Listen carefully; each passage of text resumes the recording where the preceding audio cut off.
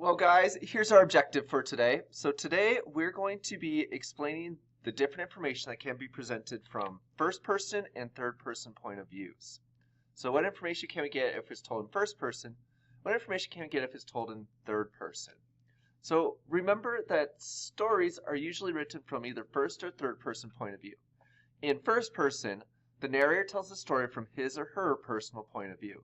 The narrator can't know what's going on with other characters, their thoughts or their feelings. They can only see events from their point of view. They can't tell us something that they haven't seen themselves. Third person point of view usually provides a broader look at the events and characters. We get to know more of what's going on in the actual world. So we're going to look at this prompt right here, and we're going to use this advantages and disadvantages chart. So it says, reread paragraphs 10 to 20 to determine the advantages and disadvantages of third person point of view in quiet. As you annotate, make notes in the margins about what details the third person narrator is able to include and what they leave out. So what we're going to do is we're going to fill this chart out, and we're going to refer back to this prompt as we read. So what's the advantages and disadvantages of first person versus or third person versus advantages of third person? So let's read through. It began on a blustery, sour October day. The mistress had crossed the lake to the village, and in her canoe, with Lad curled up in a furry heap on the prow. On the return trip, about 50 yards from shore, the canoe struck sharply and obliquely against a half-submerged log that a fall freshet had swept down from the river above the lake. At the same moment, a flaw of wind caught the canoe's quarters, and, after the manner of such eccentric craft, the canvas shell proceeded to turn turtle. Into the ice-chill water splashed his two occupants. Lad bobbed to the top and glanced around at the mistress to learn if this was a new practical joke. But instantly he saw it was no joke at all, so far as she was concerned. Swathed and cramped by the folds of her heavy outing skirt, the mistress was making no progress shoreward. And the dog flung himself through the water toward her with a rush that left his shoulders and half his back above the surface. In a second he had reached her and had caught her sweater shoulder in his teeth. So, right here, I really don't know what's going on with the mistress. In third person, I don't know what's going on with the mistress and her thoughts about this canoe being capsized. Period.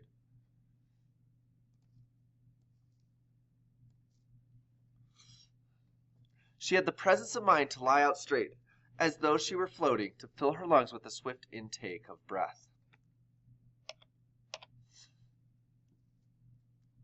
Now, if this was told just from first person point of view of like the mistress, then we wouldn't know what the dog was doing right now, because she would be so concerned with herself almost drowning that she wouldn't know that the dog was thinking about rescuing her. If this had been told in first person with the mistress's point of view, we wouldn't know what was going on with Lad and that he's getting ready to rescue her, period. So let's keep reading. Paragraph 14. The dog's burden was thus made infinitely lighter than if she had struggled or had lain in a posture less easy for towing. Yet he made scant headway, until she wound one hand in his mane, and, still lying motionless and stiff, bade her loose his hold on her shoulder. In this way, by sustained effort that wrenched every giant muscle in the collie's body, they came at last to land. Vastly rejoiced was Lad, and inordinately proud of himself, and the plaudits of the master and the mistress were music to him. Indefiably, he understood he had done a very wonderful thing, and that everybody at the place was talking about him, and that they were all trying to pet him at once. Matters soon quieted down, and the incident seemed to end. Instead, it had just begun, for within an hour the mistress, who for days had been sick with the cold, was stricken with the chill, and by night she was in the first stages of pneumonia. Then over the place descended gloom, a gloom Lad could not understand until he went upstairs at dinner time to escort the mistress, as usual, to the dining room. But to his light scratch at the door there was no reply. He scratched again, and presently master came out, and the room ordered him downstairs again. Then from the master's voice and look, Lad understood that something was terribly amiss. Also, as she did not appear at dinner, and as he was for the first time in his life forbidden to go into her room, he knew the mistress was the victim of whatever mishap had befallen. So what have I noticed in here? Well, since it being third person, I get a lot more perspectives and a lot more ideas about what can go on in the story. Because I'm not just limited to Lad, but I also see some things that go on with the master and some things that go on with the mistress. So the reader knows things in the... Wow, let me start over. The reader knows things that we wouldn't know if the story was told in first person by Lad. For example, the mistress has pneumonia. If it was told by Lad the dog, then guess what? The dog wouldn't know that it's called pneumonia, and we would just know that she was sick and not really her normal self. But because it's third person, we know exactly what's going on. It's that pneumonia part. Now, the disadvantage is we already talked a little bit about the mistress, where we don't know exactly what she's thinking or doing when the whole boat gets capsized. But there's also the idea of we don't know what's happening to Lad either. The reader doesn't know the thoughts and feelings of Lad at all times. For example, we don't know much about what he is feeling and thinking as he rescues the mistress from the water. It's just giving us more of a playback of what's going on, like a recount. Now, was there anything else that you noticed in there? Well, let's think about this for a moment. From a third-person point of view, we're able to learn things that Lad does not know. For example, we know the mistress has pneumonia, which Lad doesn't understand. If we were viewing the story from first-person point of view inside Lad's mind, we wouldn't know this detail because Lad doesn't know what's wrong with mistress, which we already got that here.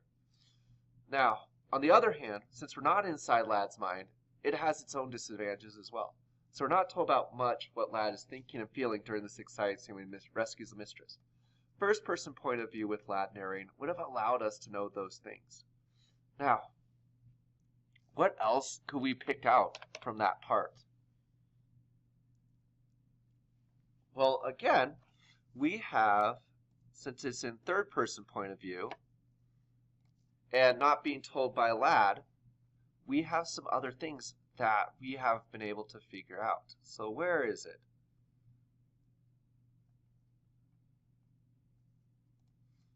Where's our pneumonia part? Right here. It says, for within an hour, the mistress, who has been half sick with the cold, was stricken with the chill. So it's telling us the mistress was even sick before this began, before this whole adventure began. Now, since it says she's half sick, we probably wouldn't know that as Lad, because remember, it says this is the first time that he's not been allowed to be near her. So that's another advantage of this third person, is that we get more information on why she got sick. It wasn't just because she fell in the water. She's already sick before. Another thing that we know, being in third person point of view, is that the mistress was already sick before she fell into the water. So this probably made it worse in how she got pneumonia, period.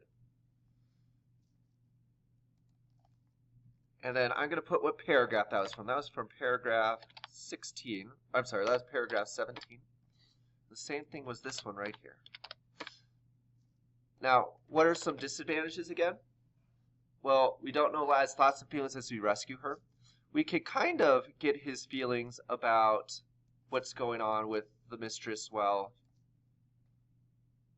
she's locked in her room. It sounds like he's sad about it, but we have that thumped hopefully on the hall floor. But we don't get a whole bunch of information about it.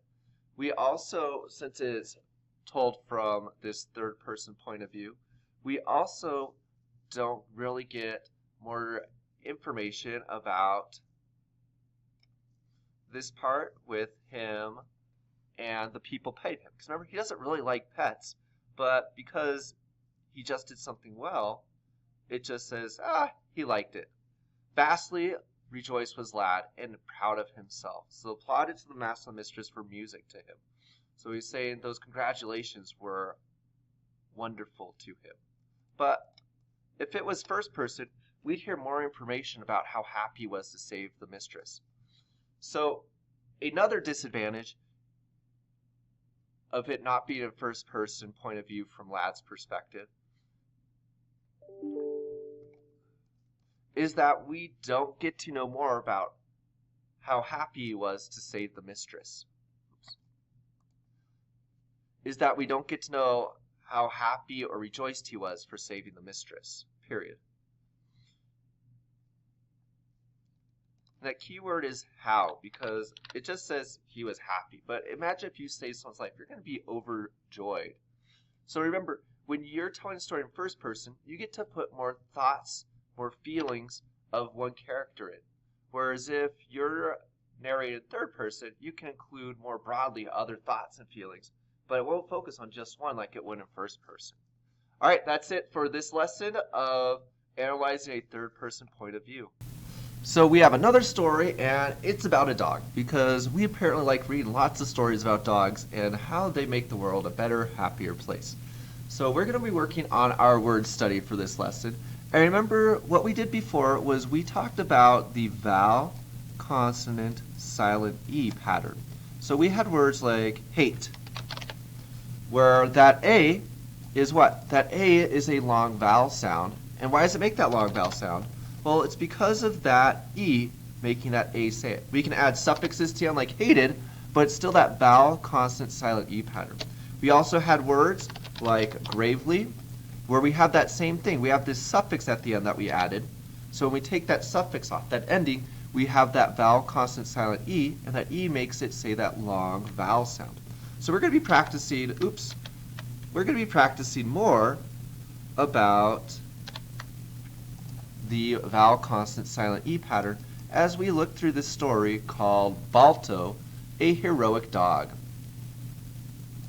So as we read it, I want to see if I can find more vowel, consonant, silent E patterns and see if I can figure out what they might mean based on our text if we're unfamiliar with them.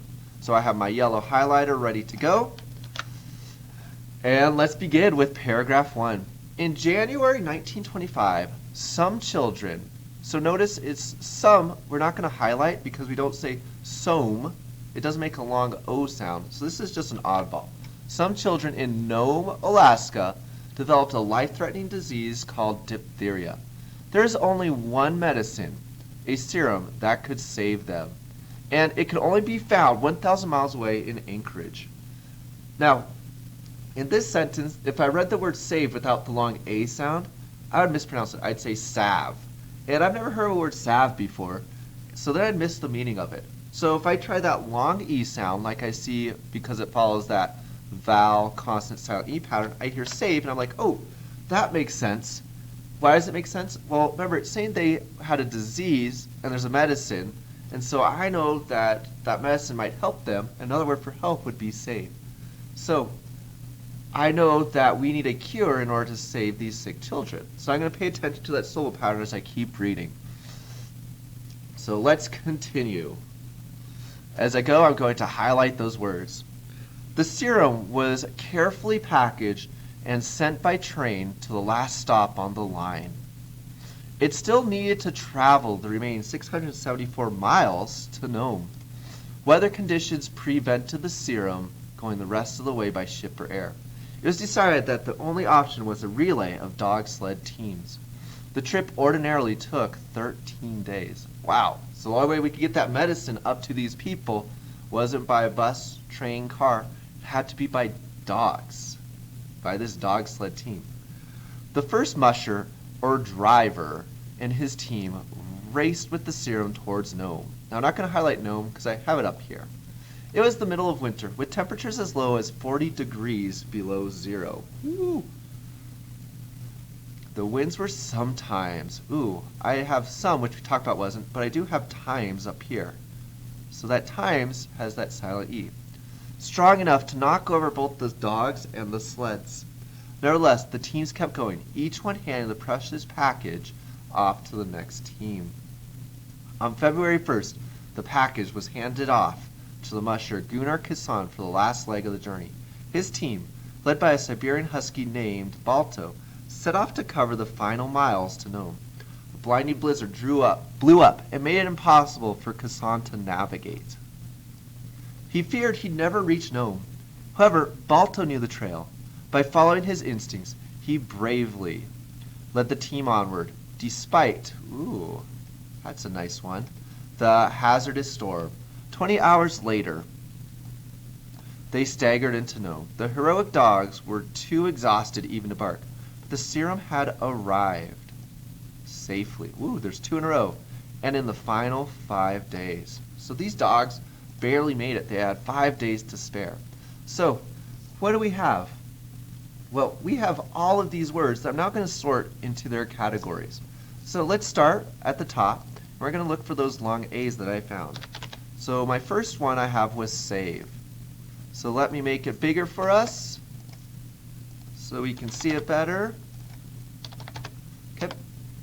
And then, what other long A's do I have? I have save. Ooh, I have raced, r-aced. And remember, even though it has that D on the end, if I take the D off, it's a long A sound. What else do I have? I have navigate down here. Then what others do I have? We have navigate. Ooh, bravely, remember? Again, I take that suffix off, and now I have that pattern of that silent E at the end, which tells me it's probably a long vowel sound. And we have, if we keep going, we have later, and we have safely. So let's add those on. Later, again, take that suffix off, and now I see that vowel consonant silent E pattern. And we have safely, which also has that suffix, so if I take it off, I notice safe has that long A sound because it follows our pattern. Now if I look, I don't think I saw any long E's. So long E is going to be an empty section. Now what about our long I? Well, this one I found quite a bit also, like those A's. I found line. I found miles. I found driver, which again has that suffix. When I take that R off, I have drive. And I found sometimes, which is a long one. So I'm going to put that at the end, just so it doesn't blow into the O's that I'll have. And what else did I find? I found, ooh, despite. I forgot that one. And 5 at the end. Now, and ooh, arrived. I lied. I didn't have all of them. Now, are there any that you saw that I missed? So there is hidden in here, there is 2 more. I'm sorry, there is 1 more. There is this word, life. So if you found that while we were reading, excellent job, because I did not highlight that one for you, but it is hidden in here. So now let's head to long O. Our long O, I did actually have very many for our long O. So the only one I found, and I don't think there's any more that I missed, was gnome. So now we're on our last one. We're on what? We are on our long U. And our long U, I didn't see any. If you did, then you did a better job reading it than I did looking for those patterns. So now let's just briefly go over what happened in this story. Who is telling the story in Balto? Is it first person or third? Is there even a narrator? Now this is more like an informational, but it is still a third person narration. It's not first because it's referring to like his in Balto. We don't see the word I in there, but we see words that tell us what's going on. So this is a third person point of view. Now, are there any descriptive or sensory words that are in here to help us get an idea what's going on in the story? Yeah, we have this part right here that talks about how cold it was, remember? With temperatures as low as 40 degrees below zero. The winds were sometimes strong enough to knock over the dogs and the sleds. So they're really giving us some description of what's going on. And with this description, they're really creating a tone of dread, a tone of, hey, this is kind of dangerous. And why is that? Well, not only are the winds and the temperature so drastically perilous, but we also have what? We have at the very beginning, remember, they're trying to deliver medicine to save some people, to save the children in Nome. So the tone is kind of suspenseful. It's kind of dreadful. So you have now heard the story of Balto. There is also a video clip that you can click on if you want to watch a little bit about Balto, because they've made lots of movies about it. And so if you'd like to, it's over on the side as well. Good job, you guys, and we'll look at this in our next video.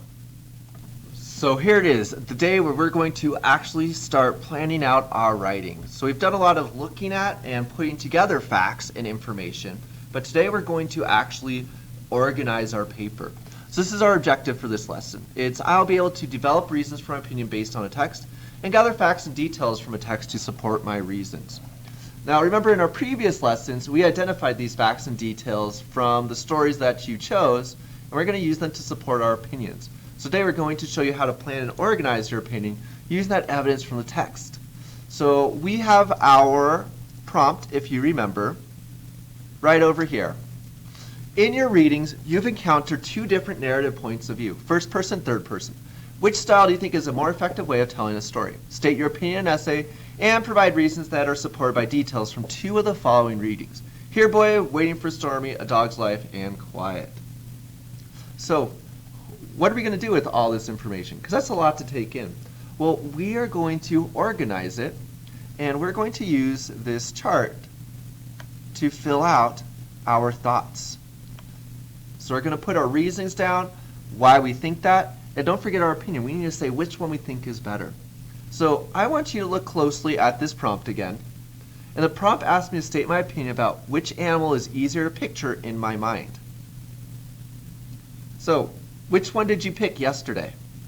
Is it... Oh, oops, I picked the wrong one for you guys. I'm sorry. I was going to model with our mentor writing prompt, and I was displaying the one you guys will be writing to. So this is how we're going to organize it, but you guys will be organizing using the student writing prompt. So remember, the one that we looked at the very beginning, the example, the mentor, is which animal is easier to picture in mind? The dog in Here Boy or Misty and Waiting for Stormy? So state your opinion in an essay and provide reasons that are supported by the details. So remember, this was my essay, but how did I get this? Well, I got it because I organized it first.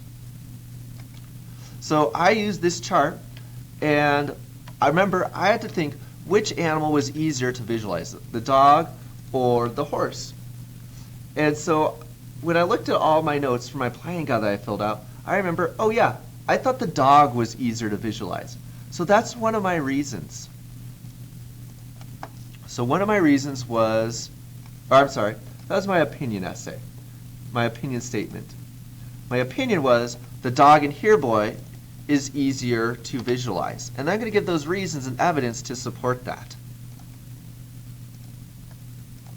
So the dog in Here Boy is easier to picture than the horse in Stormy.